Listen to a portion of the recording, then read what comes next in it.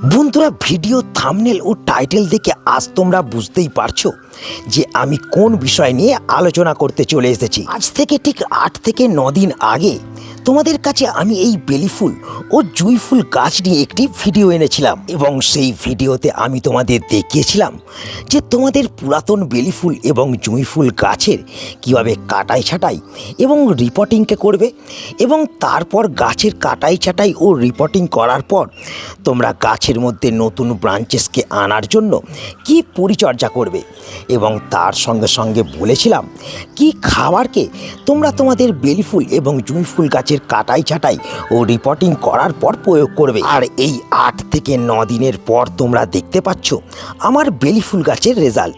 প্রত্যেকটা গাছের মধ্যে কেবলমাত্র নতুন ব্রাঞ্চেসই আসেনি, সেই নতুন ব্রাঞ্চেসের সাথে সাথে দেখা যাচ্ছে প্রচুর পরিমাণে কুঁড়ি। তো বন্ধুরা, তোমরাও যদি আগামীতে তোমাদের প্রতিটি বেলি ফুল গাছের মধ্যে এই রকম প্রচুর পরিমাণে নতুন গ্রোথকে চাও, যদি চাও গাছের প্রতিটা ডালে ডালে এই রকম অসংখ্য সংখ্যায় কুঁড়িকে আনতে, তাহলে এই সময় থেকে আমাদের প্রত্যেকটা বেলি ফুল গাছগুলোকে আমাদের কিছু পরিচর্যার মধ্যে দিয়ে আমাদের নিয়ে যেতে হবে। আর তা না হলে গাছের মধ্যে এই রকম থোকায় থোকায় কুঁড়ি আসা তো অনেক দূরের কথা, গাছের যে সার্বিক গ্রোথ সেই গ্রোথকেও তোমরা কিন্তু ভালো করতে পারবে না। তো কি সেই পরিচর্যাগুলি, কোন কোন টিপসকে আজ আমি তোমাদের বলবো যাতে তোমাদের প্রত্যেকটা পুরাতন জুঁই ফুল ও বেল ফুল গাছের মধ্যে এই রকম নতুন গ্রোথ আসার পাশাপাশি গাছের প্রতিটা ডালে ডালে এই রকম কুঁড়ি আসতে শুরু করবে, সেটা জানতে এবং বুঝতে হতে গেলে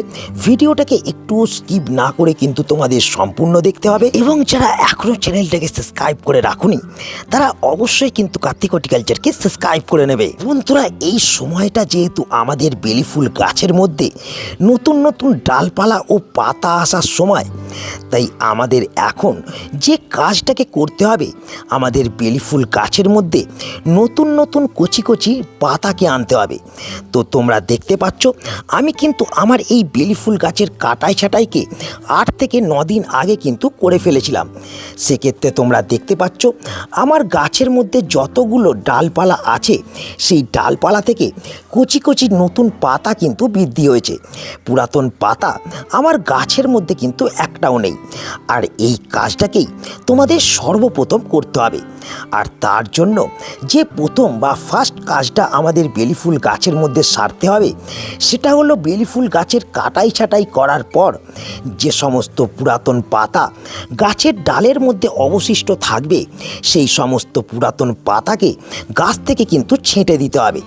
এর ফলে যেটা হবে, গাছের মধ্যে পাতা ছেঁটে দেওয়ার ফলে গাছের মধ্যে খাবারের অভাব হবে এবং তার ফলে গাছ দ্রুত নতুন নতুন কচি ডালপালাকে বৃদ্ধি করবে।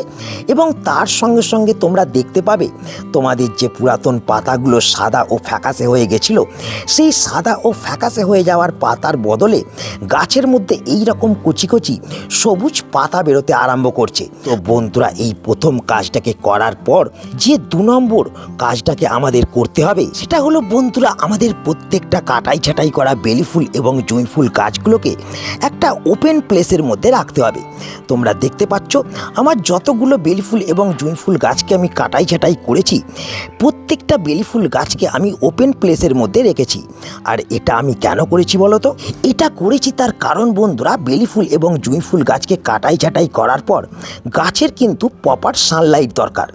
আর সারা দিনের রোদযুক্ত স্থানের মধ্যে আমরা যদি গাছগুলোকে রাখতে পারি আর সারা দিনের রোদ যদি আমাদের গাছের মধ্যে পড়তে পারে, তাহলে গাছের মধ্যে নতুন নতুন ডালপালা এবং পাতা দ্রুত কিন্তু আসবে এবং গাছ দ্রুত কিন্তু ফুল আনতেও শুরু করবে।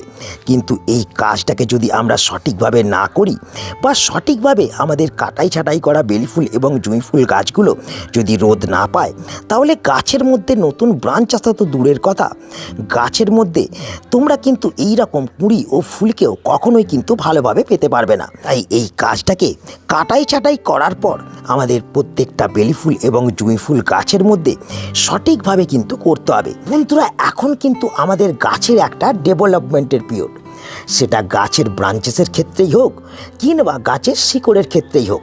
আর এই সময় আমাদের গাছগুলোকে কিন্তু প্রপার পরিচর্যার মধ্যে আমাদের রাখতে হবে। আর সেক্ষেত্রে আমাদের গাছের শিকড়ের গ্রোথটা যাতে ভালো থাকে এই সময়, সেটাও কিন্তু আমাদের খেয়াল রাখতে হবে। কারণ বন্ধুরা, গাছের শিকড়ের গ্রোথ যদি ভালো থাকে তাহলে গাছের ডালপালার গ্রোথও ভালো থাকবে, গাছের মধ্যে দ্রুত কিন্তু ফুল আসতে শুরু করবে। তাই আমাদের এখন যে কাজটাকে করতে হবে সেটা হলো প্রত্যেক 7 দিন অন্তর অন্তর বেলি ফুল গাছের মাটিকে এইভাবে কিন্তু খুশে আলগা করে দিতে হবে।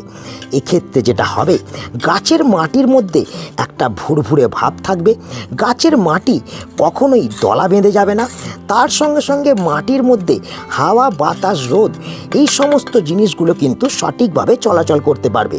আর মাটি এইরকম ঝুরঝুরে থাকার ফলে গাছের শিকড় সঠিকভাবে কিন্তু গাছের মাটির মধ্যে বৃদ্ধি হতে পারবে। এই যে তোমরা দেখতে পাচ্ছ আমার প্রত্যেকটা বেলি ফুল এবং জুঁই ফুল গাছগুলোর মধ্যে নতুন নতুন ডালপালা এবং পাতা আসছে, এই সময় কিন্তু আমাদের একটা কাজকে করতে হবে।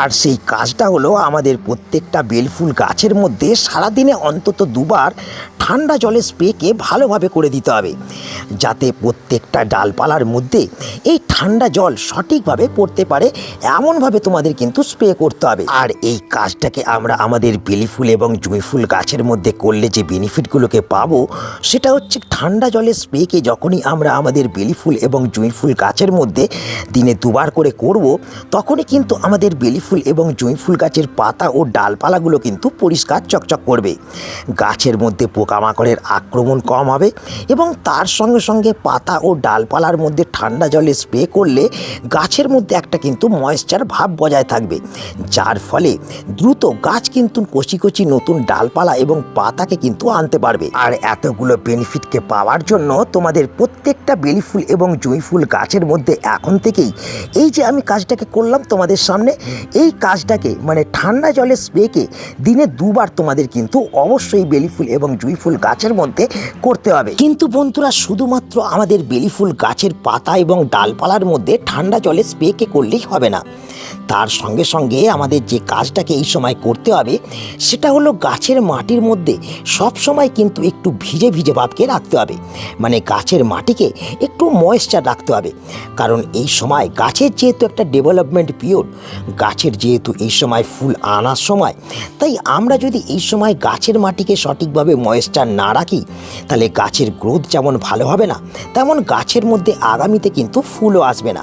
তাই আমাদের গাছের গ্রোথকে স্বাভাবিকভাবে এই সময় রাখার জন্য, গাছের মধ্যে আগামীতে প্রচুর পরিমাণে ফুলকে আনার জন্য এখন থেকে আমাদের কিন্তু সঠিকভাবে গাছের মাটিতে জলকে প্রয়োগ করতে হবে, এমনভাবে জলকে প্রয়োগ করতে হবে যাতে গাছের মাটি সব সময় একটু ময়েশ্চার থাকে। আর আমাদের বেলি ফুল গাছ এই ময়েশ্চার মাটিকে কিন্তু ভীষণভাবে পছন্দ করে, তাই এটাকেও তোমাদের খুব গুরুত্বপূর্ণভাবে কিন্তু মাথায় রাখতে হবে। কিন্তু বন্ধুরা, এতগুলো কাজকে করার পরেও যদি তোমরা দেখো যে তোমাদের বেলি ফুল গাছের মধ্যে ভালো গ্রোথ আসছে না, দিনের পর দিন কেটে যাওয়া সত্ত্বেও তোমাদের বেলি ফুল গাছগুলো কুঁড়ি আনতে পারছে না, তাহলে সর্বশেষ এবং 5 নম্বর যে কাজটাকে করবে সেটা হলো গাছের মধ্যে তোমরা কিন্তু খাবারকে প্রয়োগ করবে। তো এক্ষেত্রে তোমরা কোন খাবারকে ব্যবহার করতে পারবে? এই যে তোমরা 3 ধরনের খাবারকে আমার হাতে দেখতে পাচ্ছ, এই 3 ধরনের খাবারকে সঠিক মাত্রায় কিন্তু তোমাদের বেলি ফুল ও জুঁই ফুল গাছের মধ্যে তোমরা প্রয়োগ করবে।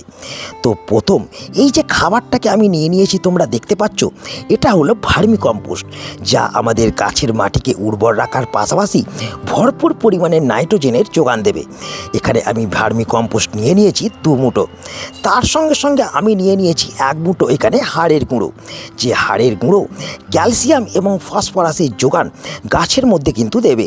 আর তার সঙ্গে সঙ্গে আমি নিয়ে নিয়েছি 3 চামচ জিয়ার দানা, যে জিয়ার দানা সমস্ত ধরনের মাইক্রোনিউট্রিয়েন্টের যোগান গাছের মধ্যে দেবে এবং গাছকে দ্রুত বৃদ্ধি করার পাশাপাশি ফুল আনতে কিন্তু সাহায্য করবে। তো এই 3 ধরনের খাবারকে তোমরা নিয়ে নেবে, নিয়ে এই 3 ধরনের খাবারকে একসাথে মিশিয়ে আমাদের প্রত্যেকটা বেলি ফুল গাছের টবের মধ্যে 2 মুঠো করে এই খাবারটাকে ভালো করে প্রয়োগ করে দিতে হবে এবং খাবারকে প্রয়োগ করে দেওয়ার পর গাছের মধ্যে ভরপুর পরিমাণে জল প্রয়োগ করতে হবে। বন্ধুরা, এতগুলো যে টিপস আমি তোমাদের বললাম, সেই টিপসগুলো কিন্তু অবশ্যই তোমরা তোমাদের বেলি ফুল এবং জুঁই ফুল গাছের মধ্যে অ্যাপ্লাই করবে এবং এই টিপসগুলোকে ফলো করার পর তোমরা কেমন রেজাল্ট পাচ্ছ সেই গুরুত্বপূর্ণ মতামতটা অবশ্যই কিন্তু আমাকে কমেন্ট বক্সে জানাবে। তো তাই এই ভিডিওটাকে আজ আমি এখানেই শেষ করছি। আশা করি এই ভিডিওটা তোমাদের সকলের কাজে লেগেছে। যদি ভিডিওটা ভালো লাগে তাহলে অবশ্যই ভিডিওটাকে একটা লাইক করে দেবে, তোমাদের বন্ধুদের কাছে শেয়ার করে দেবে, এবং যারা এখনও চ্যানেলটাকে সাবস্ক্রাইব করে রাখোনি তারা অবশ্যই কিন্তু চ্যানেলটাকে সাবস্ক্রাইব করে নেবে। তো দেখা হচ্ছে আবার একটা নতুন ভিডিওতে। সকলে ভালো থেকো, নমস্কার।